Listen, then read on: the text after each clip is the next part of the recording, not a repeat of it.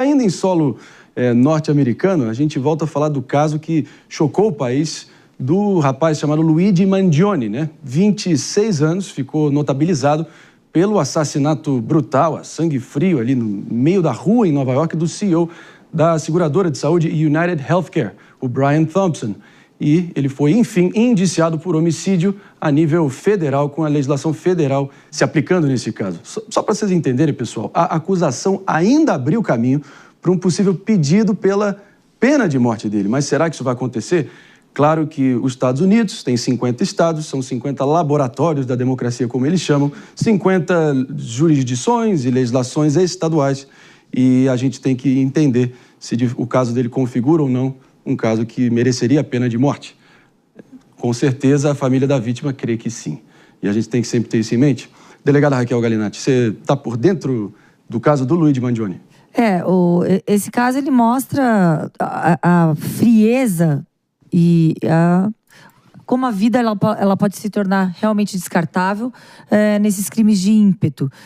Não existe justificativa nenhuma para poder praticar um homicídio, extirpar a vida de alguém. Então, qualquer que for a alegação suscitada, e a defesa, obviamente, vai tentar milhares de justificativas e argumentos, elas não são plausíveis para justificar práticas criminosas. Mas lembrando que a pena de morte, ela varia nos Estados Unidos e também a pena de prisão perpétua. No nosso país, muitos crimes mereceriam uma pena de morte, mas quando estamos falando de um país que já é signatário de pactos e convenções internacionais, como o Pacto de São José da Costa Rica, é impossível retrocesso quando dizemos na garantia dos direitos humanos. Então, aqui no nosso país, quando se começa aquela discussão de pena de morte ou prisão perpétua, são discussões inócuas, porque não cabe o restabelecimento dessas penas no nosso país.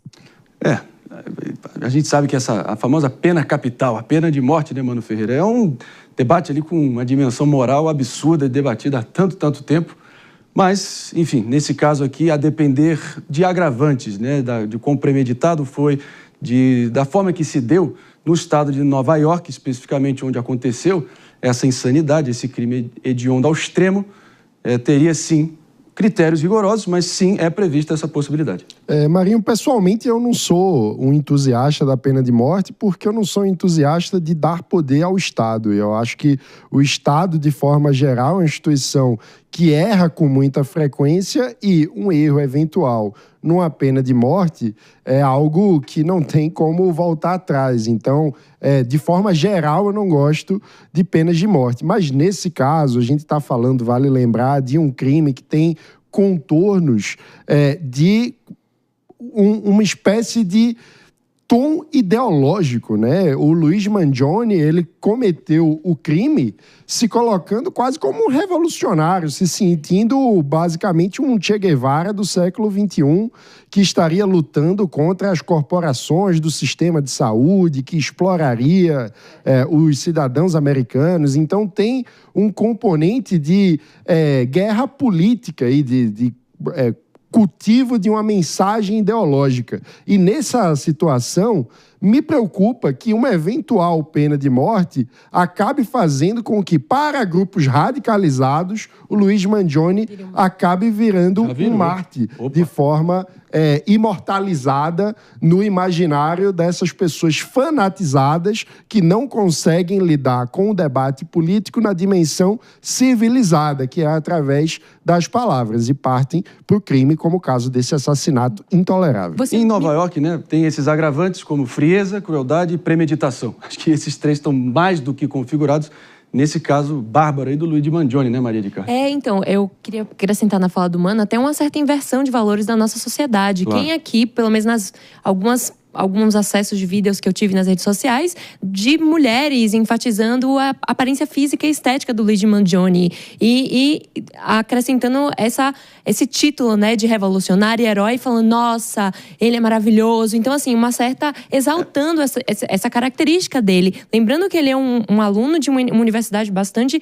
conceituada nos Estados Unidos. Então, assim, ele premeditou tudo isso. Então, para ele deve ter um tipo de lógica esse ato que ele cometeu. Um ato que é compulsivo. E, por último, queria dar uma dica sobre o debate de pena de morte. Tem um filme muito interessante chamado A Vida de David Gale, que discute isso muito filosoficamente. Então, fica aí a dica de sexta para os ouvintes aqui da Jovem Pan sobre o assunto. Se o Luigi Mangione tivesse ali na Avenida Paulista, provavelmente, o meu caro Henrique Krieger atirasse no dono da Qualicorp e matasse ele ali, provavelmente ele estaria com uma pena branda, com recursos infinitos, e não com a severidade dessa punição.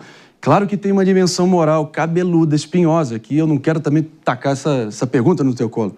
Mas eu vou tacar no colo das pessoas que vêm erguendo esse sujeito, esse verme que é o Luigi Mangione, com status de herói lá nos Estados Unidos. E faço a seguinte pergunta, que é muito feita lá nesses grandes debates morais e filosóficos. E se fosse a sua filha, você é defensor do Luigi Mangione, no lugar do CEO da seguradora de saúde, você continuaria o endeusando ou continuaria sendo contra a pena de morte? A ver, não estou advogando por nada aqui. Estou só fazendo pergunta, Henrique Krieger. E você? Não, eu sou absolutamente contra, e eu já vou colocar a defesa. A lógica do Luigi Mangione, ela é completamente furada, e ela é uma lógica hipócrita, porque, por conta da minha discordância, ou por conta dos crimes que a pessoa comete, então ela deve ser morta. Então, no caso, a defesa do Luigi Mangione não precisa nem existir. Sim. Porque ele condenou o CEO da empresa à morte. Ele mesmo, na própria mentalidade dele, condenou o cara à morte. Agora, então, ele deveria ser, nessa mesma lógica, ele também deveria ser condenado à morte, né? Nesse sentido. Sim. Agora, eu pessoalmente concordo com o Mano, com a Maria, com o que foi trouxe aqui. Não acredito que o Estado deva ter poder sobre vida e morte de ninguém. É muito poder para o Estado. Até porque tem uma estatística, né, mais recente, de que a cada 10 execuções realizadas nos Estados Unidos, uma foi injusta. A pessoa era inocente e não cometeu o crime que estava sendo acusado, né? Então, é um cenário muito complexo. Agora, é assustador. E não é só ele, né? Todos os serial killers e todos os que cometem esses crimes viram celebridades do dia pra noite. E eu acho que isso alimenta muito o desejo que muita gente tem de ser famoso. Fim de semana passada eu assisti já num streaming lá, que eu não vou revelar o nome aqui, tá ok? Que eu assisti já um documentário dele. Se fosse no Brasil, independentemente da razão ideológica, seria qualificado pela premeditação, torpeza e motivo fútil. Já teria tripla qualificação. Ou mais. Ou mais. E essa qualificação já está, de acordo, claro, com a legislação nova-iorquina, já está mais do que configurada. A tendência é essa. Mas que esse caso vai seguir dando o que falar, você não tenha dúvida alguma. E a gente seguirá, claro, repercutindo e trazendo todos os desdobramentos conforme eles forem surgindo.